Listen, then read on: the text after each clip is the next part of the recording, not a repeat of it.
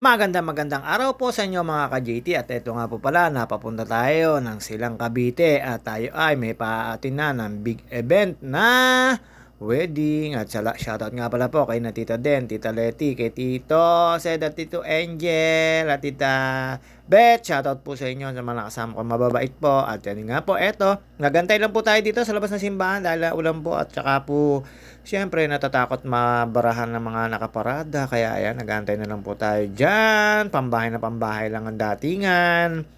Hindi ko po alam na wedding event pala po yung pupunta namin. Pero napakasarap at napakaganda naman po ng place na pinaganapan at ang galing po nung pakulo ng kinasal. At ayan, nandito po tayo. Nakita nyo naman po, buhos na ulan dito sa Silang Town proper. Ayan po nakikita nyo nasa kaliwa na yan ay pamahal ang panglusod ng Silang Cavite. Tapos ayan, nakita nyo naman po, hindi na po ako nag-wiper kasi po nakaparada lang naman po tayo. Ayan, nagpapakit lang po muna tayo. Habang nag-uulan dyan, dinalang ko po ng payong si Tita Den. Ayan po, nakita nyo naman po, napaka-sexy, napakaganda, kahit nakatalikod.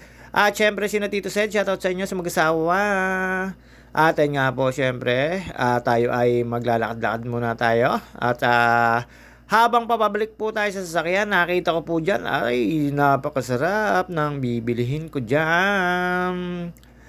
At ayan po, sobrang lakas po ng ulan at hindi po mapigil ang ulan. Ayan, pagkahatid ko po at nilagay ko sa sasakyan yung, ano man tawag dito, payong at tayo naggala-gala dito sa town proper. Sana all, kahit maulan, naggagala ang JT.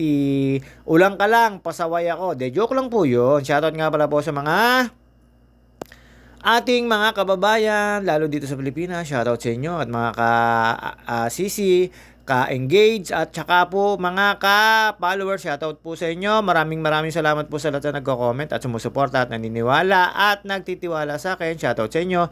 Ito po ang town proper ng Silang Cavite, pero hindi ko po alam kung ano pong baryo to or ano nakakasakop. Basta nakita ko lang po dito, syempre yung munisipyo, yung simbahan, at saka po yung kainan dyan. At after po nyan, eto nga po, ayan. Kaya alam ko po na ito ay town proper. Nakita nyo naman po silang.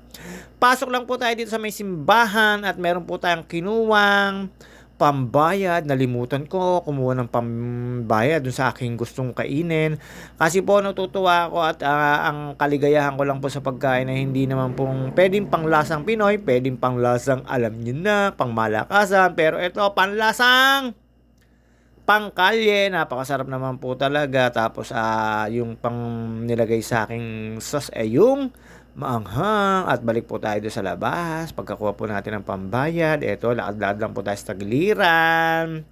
Alam nyo naman ng GT, pasaway. Ayan, nakita nyo naman po.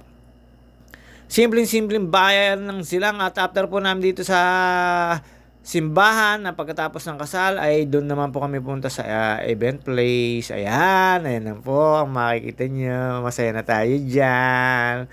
Cool na cool kumain dyan sa tabing kalzada at inantay ko muna matapos kumain si kuya bago ako lagay sa baso. Siyempre uso na po yung lagayan sa baso na yan.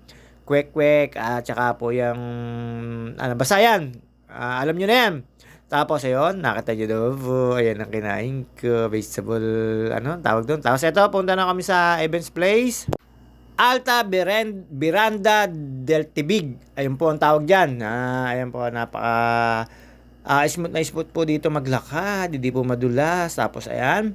Ang sarap po ng mga pika-pika dyan kainin. At syempre tayo ay pinupunta po ng ating pinag-drive. At dire-diretso rin po kasi kasama ako sa kahit hindi nakalista, gate crosser, pasok din po sa event place at kumain. At napakasarap po ng mga pagkain.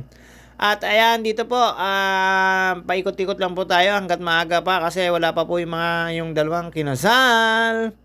Dito po sa Alta Miranda del Tibig, dito po sa may Silang Cavite.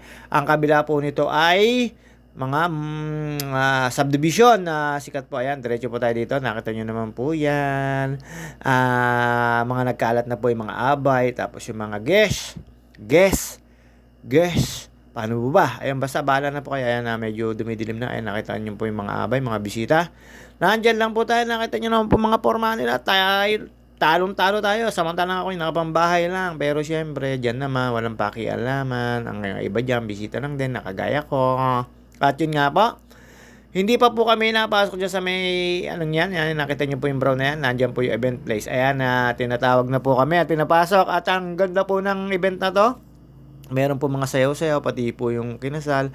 At after ko po doon, medyo lumabas po muna tayo, naganap tayo ng matatambayan. At dito po nga ako tumambay sa kanilang swimming pool. At ayan po, ganyan po kaganda naman dito. Siyempre, dito lang po yan. Nasabi ko na po, nabanggit ko na po. At hindi naman po magtatagal ang ating video. See you on my next video. Kasi inaabot na po ako ng ulan dito. Babus, mga ka-JT.